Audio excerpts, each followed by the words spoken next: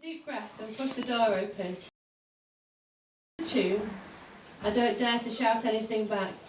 I cling onto the guitar, even though the case looks like dead elephant skin and makes my fingers sweaty. Bradley Smead has called me Kenny ever since my first day at primary school.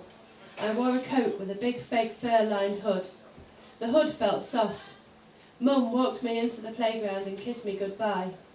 Bradley barged up to me while I was waiting with Ben. He looked really big and scary, like he owned the playground. Bradley shouted "Kenny" in my face. I told him my name was Jason. He didn't stop calling me Kenny. I didn't even know what he meant. We still don't have a TV at home. Mum refuses to. I watched an episode of South Park at Ben's house and saw the kid in the orange parka getting killed in a gruesome way. I deliberately lost the coat. It wasn't even orange. It's not about that coat. It's about my free school dinners and my cheap trainers, about everything I have and everything I do being a reason for him to hate me. I keep my head down as I walk towards Ben. "Great, you got the guitar." "Yeah, but it's crap," I mumbled. "And as long as you can get a tune out of it." Not even sure about that. I kick at the gravel on the pavement. Ben pulls a thick, stapled wad of A4 paper out of his bag and hands it to me. The title says "Beginner's Guitar Manual," with a grainy drawing of an acoustic guitar on the cover. I flip through the pages. Loads of numbers on horizontal lines and diagrams with boxes and dots. It's what my guitar teacher uses. He wrote it himself about 1,000,000 years ago. I got Mum to photocopy it for you at work. "Thanks." I shove it into the guitar case. I don't want to look at it until I get home. What if I don't understand it? It'll get you started. I've learnt most of the chords already. We get on our bikes. I arrange the guitar case and my school rucksack so they both balance on my back. Ben got a new mountain bike for his birthday last year. Mine's his cast-off. I've outgrown it already. The saddle's screwed up as high as it'll go.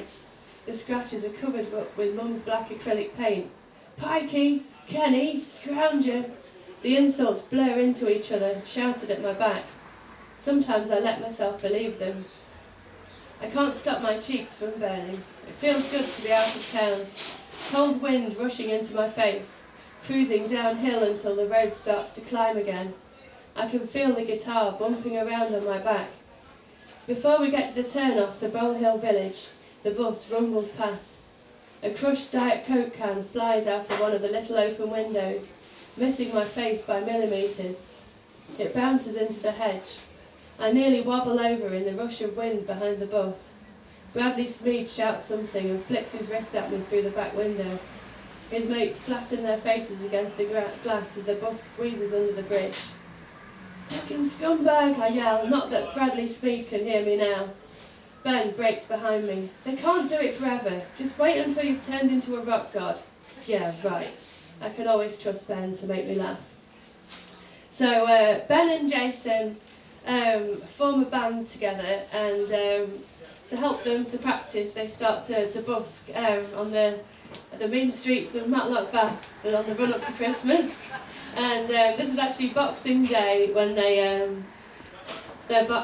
busking together. And anyone who knows Matlock Bath, on Boxing Day they have this big raft race. And this is another incident with Bradley Smead coming up. There's a massive crowd by the river. It's sunny but freezing. I'm keeping my hands deep in my fleece pockets. There's a raft decorated like a pirate ship, with a guy at the back firing smoke out of a cardboard cannon. It looks pretty good, but another team dressed as convicts with arrows all over their soaked overalls ram their raft and try to capsize it. People lean over the railings and cheer. On the footbridge, there's a group of kids throwing flower bombs at the rafts. It's an old tradition, but they seem to be doing it with more malice than normal. When the clouds of flour clear, I realise one of them is Bradley Smead. He's shouting. Not at me for once, though. "He's such a dick," I mutter. Ben nods. "Let's get playing," he said. I'm bored of the Christmas ones, though. We stand by the wishing well, strategically close to the public toilets and the car park, put Ben's guitar case on the floor in front of us, and launch into Should I Stay or Should I Go? We're taking it in turns to pick the songs from our limited non-Christmas repertoire. Plenty of people are smiling at us and dropping coins into Ben's guitar case as they pass on their way back to their cars. The crowd is starting to drift away from the river now. They're looking forward to a pub lunch or turkey leftovers. I'm feeling a bit peckish, thinking of the buffet lunch at Ben's house. Ben's chosen Don't Look Back in anger. He loves Oasis. I think they're boring, but we've agreed to disagree. It works well on acoustic guitars though, and Ben does a brilliant nasal Liam Gallagher impression. I think people appreciate we aren't taking it seriously. The frets of my old guitar feel clumsy, and I have to concentrate to hit the right notes in the guitar solo. Suddenly something hits the body of my guitar, the force of it making the strings jangle against the neck. It was something hard, but there's a yellow mess splattered all over the guitar and running down my legs.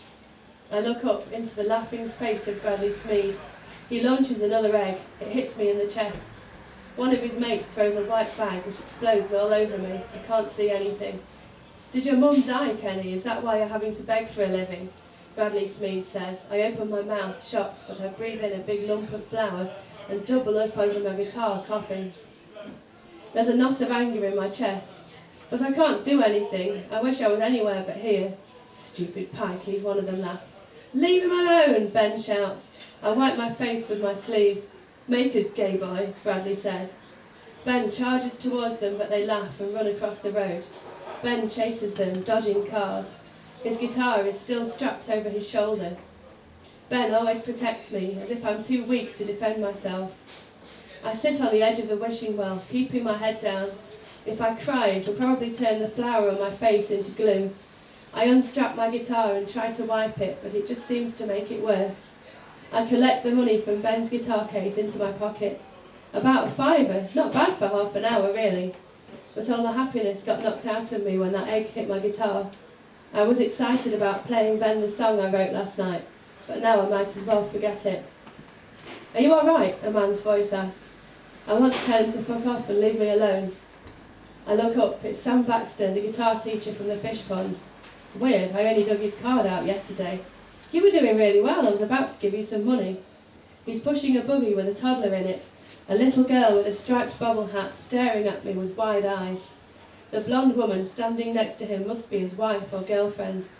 "I'll get some hand towels, get the worst off it for you," she says, rushing towards the toilets. I'm embarrassed she's making a fuss over me. Sam rummages in his pocket and pulls out a handful of change. I shake my head. It feels like he's just given me money to make me feel better. "Sorry," he says. "I was going to ask you if I could have a few lessons. I mean, I can work out how to play stuff, but I don't know if I'm doing it right. I can pay. I need a new bike though, but Ben's dad says he knows someone at work who might be selling one cheap." I stop myself from gibbering on. "That would be great." Sam gets a new-looking mobile phone out of his pocket. "What's your name?" Jason Knight, if you need my full name for lessons and stuff." "Good name, you sound like a guitarist already." Sam smiles at me. I give him my phone number. I start to feel better now I'm doing something normal. The little girl seems scared of me. She puts her hands over her face and stares at me through the gaps in her fingers, like I did when I watched Alien at Ben's house. His wife comes back with an armful of wet green paper towels. I'm grateful to be able to wipe my clothes and face, even though I still look like a walking cake. I hope I can get the egg and flour mixture off my old guitar. Sam looks apologetic. "The pub's going to be busy until after the new year, but we better get back now, Sam," his wife says. "The place is going to be rammed.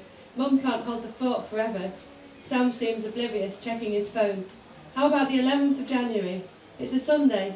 3 o'clock? Come round the back." "That'll be great." "Will you be okay?" Sam's wife asks. I nod. I watch as they walk up the promenade back to the pub. At least I can cling on to the hope of the guitar lesson and my Stratocaster waiting for me in Ben's house. Ben comes back, panting, red in the face. "I lost him," he says, tosses. He slides his guitar into its case. "I've got the money," I tell him. Ben takes one of the paper towels and tries to wipe the worst of the egg off my guitar. I'm going to have to walk up to Ben's house looking like this. Everyone's going to see me. They'll fuss and feel sorry for me, and I'll have to take a shower and change into Ben's clothes. His trousers will be massively short for me. The worst thing is that Mum will find out I'm a pathetic bullied loser. The last thing she needs is to be worried about me all the time. Next time I'll stand up to Bradley Smead. whatever the consequences. I imagine smashing his grinning face into a pulp. The unlikeliness of this makes me laugh. Ben stares at me as if I've gone mad. What's up with you? That guy from the fish pond saw me just now. I booked a guitar lesson. As if you need lessons, Ben scowls. So, lots of things happen to Jason. He starts to grow in confidence, and he has another encounter with Bradley Smead, this time in the school dinner hall. There's a massive queue in the canteen. Josh and Ben are already waiting for me in the music room. They have packed lunches, so I'm still on the stupid free school dinners list. It saves Mum money, but we've got to rehearse for the concert, and I'm just wasting my time here. A Year 7 kid in front of me is trying to hide his biscuit in a bowl of custard. He's useless at it. I can still see the biscuit rising to the surface. Ben's an expert. It saves 40p every time. The kid gets to the front of the queue. Mrs. Mellors blinks, her eyelids caked in bright blue eyeshadow. She spots the biscuit and charges him for it. His shoulders slump a bit, but he pays for it, as if he was never pretending to hide it in the first place. I feel sorry for him, even though he's not on free school dinners. Mrs. Mellors smiles at me and crosses my name off the list. The ham and pickle sandwich looks squashed under the layers of cling film, and school sandwiches are always made with slightly stale bread. Not that I care, as long as I can eat my lunch fast and get on with playing. Mum would have a fit. She doesn't like me eating crap. I put the sandwich, cherry bakewell slice, bacon frazzles, and a bright blue raspberry flavoured drink in my bag, and try to dodge back past all the kids, trying not to spill stuff from their trays, looking for places to sit. The kid with the biscuit heads for a gap between the tables where Bradley Smead and his mates are sitting. My senses are ultra-sensitive about Bradley Smead, developed over years of avoiding him and hiding. I see the look in Bradley's eyes. Bradley sticks his foot into the gap just as the kid is passing, concentrating on his tray. The fall happens in slow motion. There's a loud crash, the sound of smashing crockery, and a split second of silence until people start talking again. The kid sprawls on the floor. Bradley's table erupts into nasty laughter. I know I should stay out of it and go straight to the music room, but no one else is doing anything to help. I go over to the kid. He's trying to get up.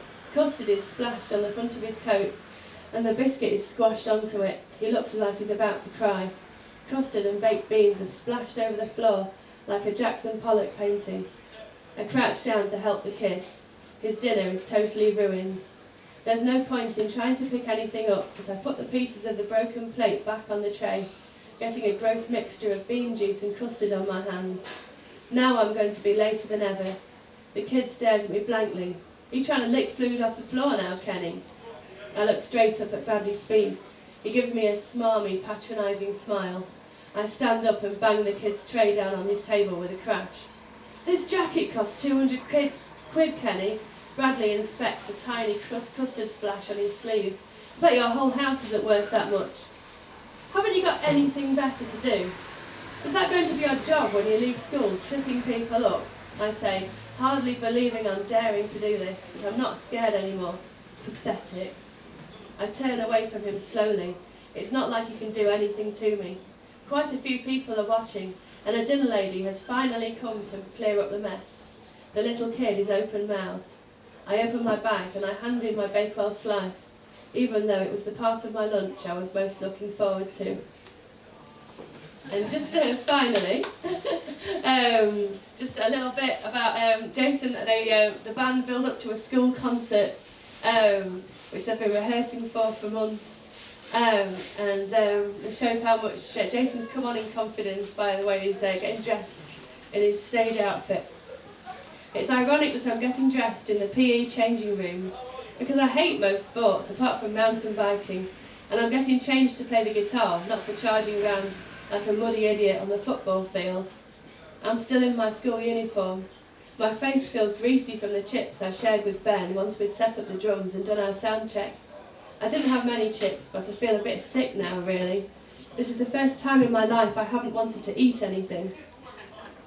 It's going to be alright, I tell my reflection in the tiny changing room mirror. I feel myself shivering in my grey-tinged school shirt. I look scared. with the beginnings of a spot in the corner of my nose. Just a scruffy school kid whose mum can't even wash his shirts white. I lift my arms and sniff my pits. A whiff of cheap spray-on deodorant and chips. Could be worse. I look around, checking I'm alone. Ben's putting new strings on his guitar, and Josh is practicing his drum patterns on a plastic chair in the music room. The school drum kit is set up on the stage now, with my guitar next to it on a proper guitar stand. All I have to do is plug it in. We're the only rock band playing at the concert. There's another band at our school, a metal band called School Breath, who are in year 11. The singer, Adam Stammers, said they wouldn't be seen dead playing at the school concert. His loss. Their songs are mostly made up of swear words. I can hear a faint murmur from down the corridor. Parents are starting to come into the hall. Mrs. Lyons said people could get changed in here, but it's empty so far.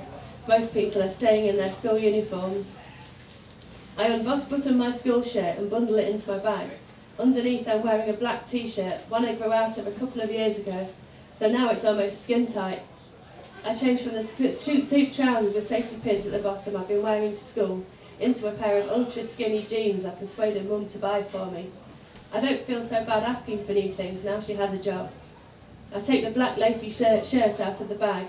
I stare at it, almost bottling out. My greasy feeling face is putting me off. I squeeze the chemical smelling soap from the dispenser into my hands and rub it all over my face. I turn on the tap, careful not to get the water so hot that my skin turns red, and splash my face until it feels tight and smooth. If I look closely, I can still see the red point of my spot, but if I listen to Mum's advice and don't squeeze it, no one will notice it. I put the lacy shirt on. It's tight but stretchy. I button it halfway up so you can still see my t-shirt. I found a silver skull and crossbones necklace in the 50p box in the charity shop, which I clasp around my neck. I got a cool school ring in the charity shop too. It fits on the middle finger of my right hand so it doesn't get in the way of my playing guitar. Hair gel next, a handful of shockwaves. I mess up my hair at the back, smoothing down my long fringe at the front so it almost sweeps into my eyes. Bradley Smead calls me Emo Kenny now. I guess he's right, but this is my own look. I unzip my pencil case and take the stub of eyeliner that fell out of Rachel's bag the other week. I draw it carefully under my eyes. I practiced at home in the bathroom but wiped it off before Mum could notice. This time I'm ready to face the whole world, well, virtually everyone I know. I can only see my face and my shoulders in the tiny mirror, but I know I look different, like someone who can really play the guitar. There you go.